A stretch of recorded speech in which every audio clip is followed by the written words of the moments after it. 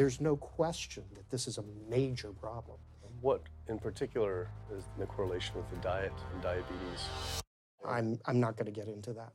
Into diet? No.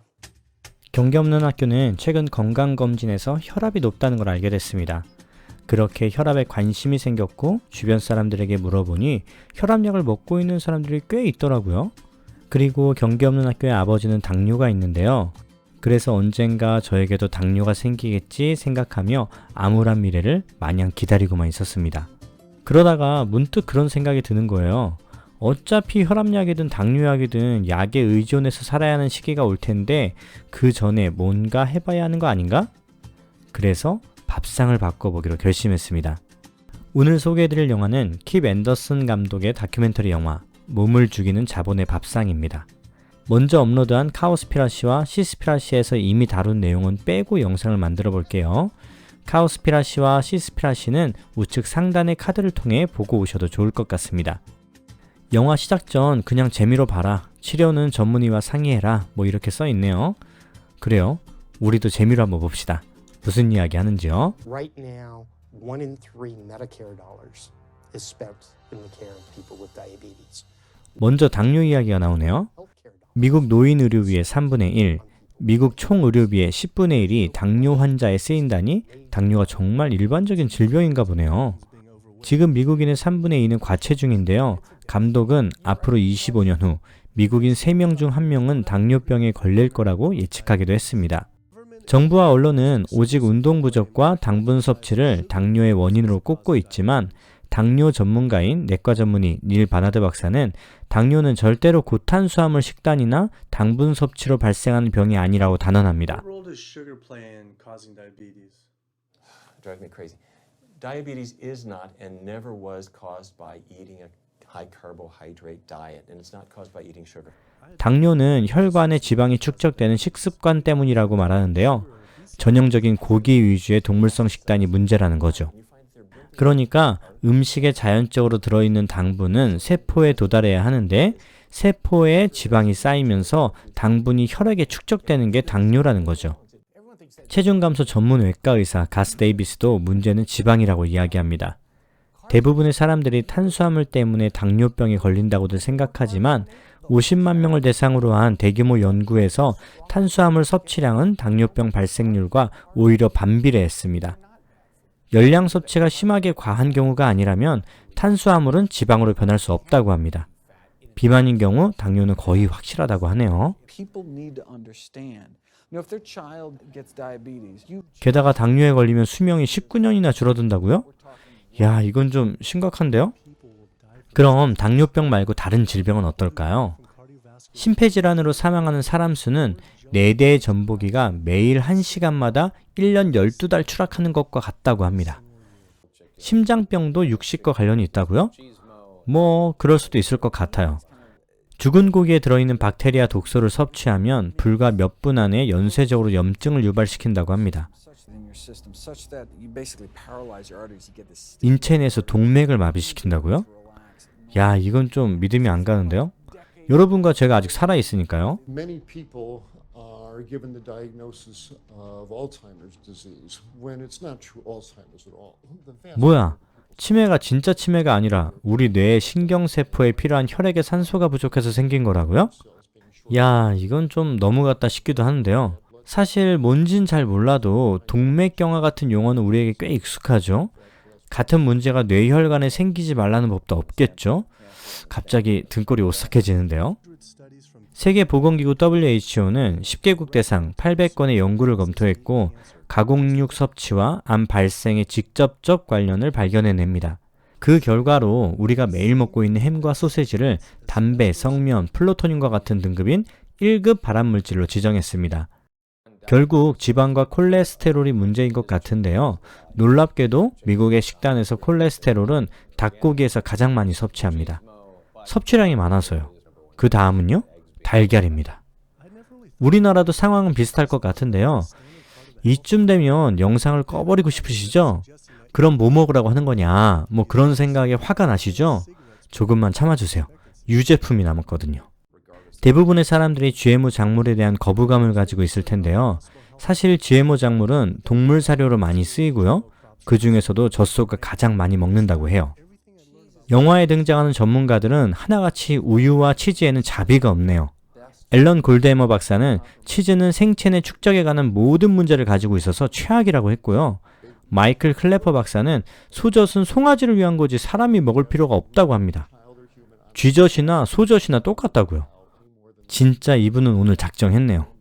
유당 불내증은 좀 들어봤죠. 사실 경계 없는 학교는 우유를 먹지 않아요. 일생에서 우유를 먹었던 건 군대에 있을 때 뿐이었는데요. 군 생활 때는 우유가 제일 맛있었다는 슬픈 기억이 있네요. 아무튼 아시아인 중 95%는 우유를 소화시키지 못한다고 합니다. 우유를 먹으면 화장실을 가야 했던 이유가 있었네요. 우유에는 고름도 들어있다고 하네요.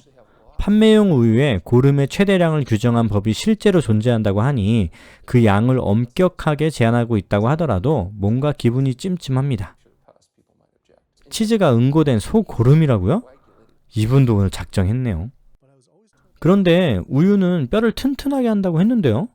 하버드 대학 연구진이 많은 노년 여성에 대해 18년간 조사한 결과 우유를 마신 여성에게 골절 예방 효과는 없었다고 결론지었습니다. 우유가 뼈 건강에 좋거나 나이 들었을 때 뼈를 보호한다는 오래된 믿음은 사실 미신에 불과합니다. 유제품이 건강에 도움이 되지 않는다 정도면 그나마 다행인데 실은 다양한 암, 특히 호르몬 관련 암에 위험합니다. 유방암, 전립선암, 난소암 같은 것들이요.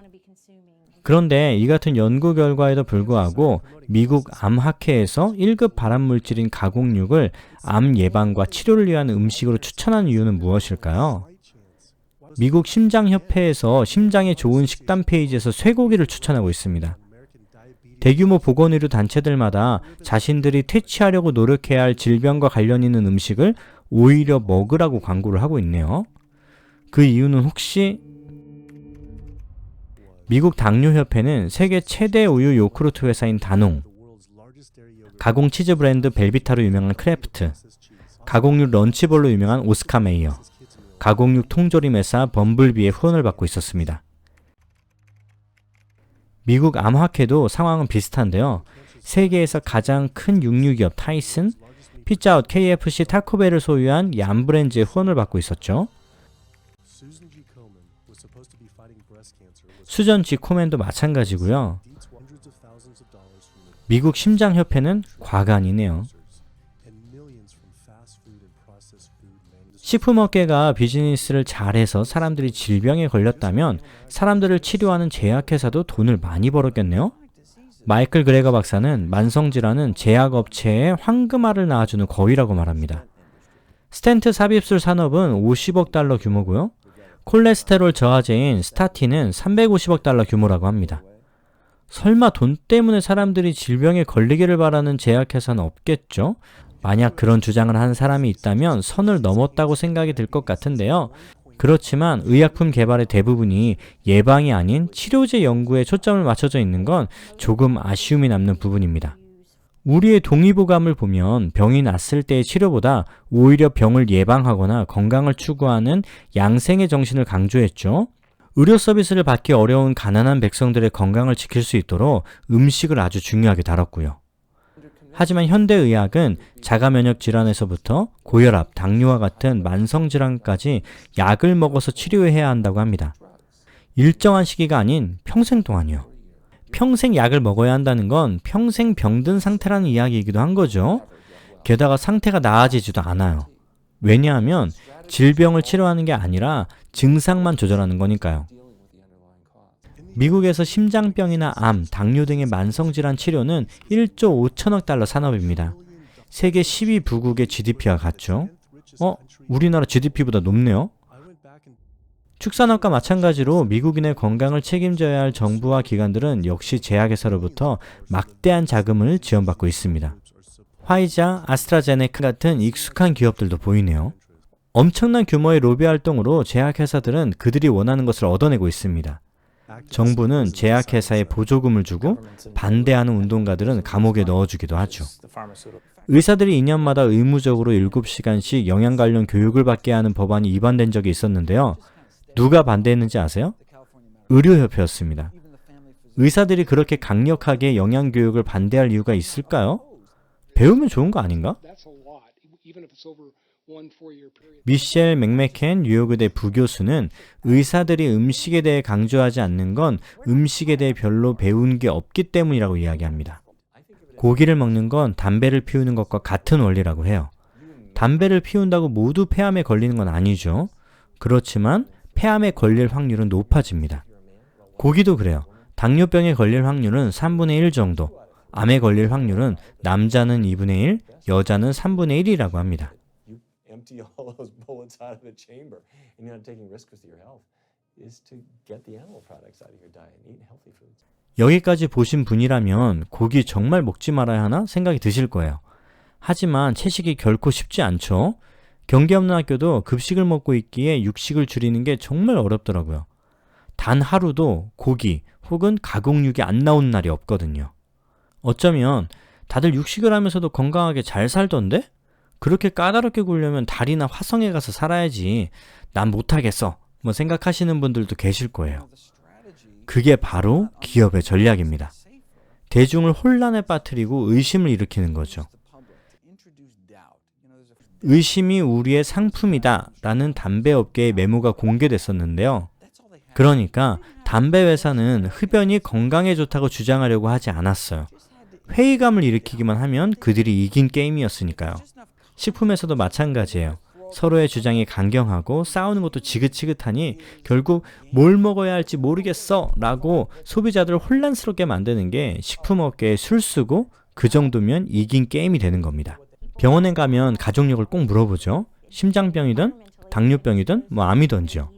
그럼 우리는 부모가 혹은 조부모가 그 병에 걸렸으니 나도 걸리겠구나 생각하지만 이 같은 질병들은 유전병이 아닌 세대를 거쳐 영향을 받은 식습관에 불과하다고 책임있는 의학을 위한 의사들의 공인 영양사 수잔 레비는 말합니다. 따라서 식습관에 의해 생긴 질병들은 피할 수 없는 병이 아니라고요. 심지어 유전적으로 나쁜 유전자 조합을 가지고 있다고 하더라도 좋은 음식을 먹으면 개선할 기회가 충분히 있다고 이야기합니다. 처음으로 돌아가서 제가 가진 질문을 여러분들께 다시 돌려드릴게요. 여러분이 현재 건강하시다면 정말 너무 다행이지만 혹시 건강에 문제가 있으시다면요?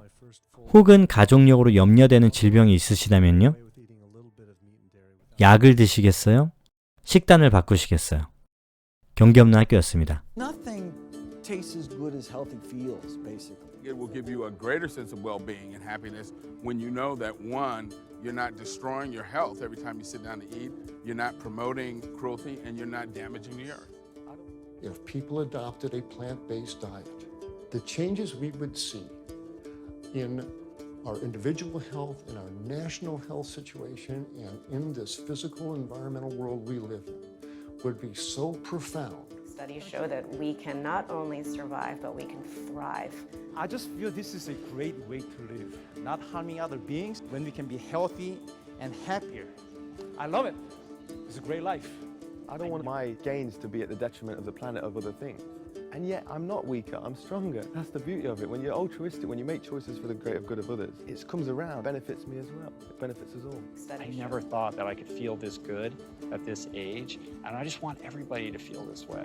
I feel like a 20-year-old. I'm almost 50. And so the choices that we make every single day, day in and day out, around our food has the capacity to bring us true health and optimal wellness, not just individually, but collectively, as a species and for our planet.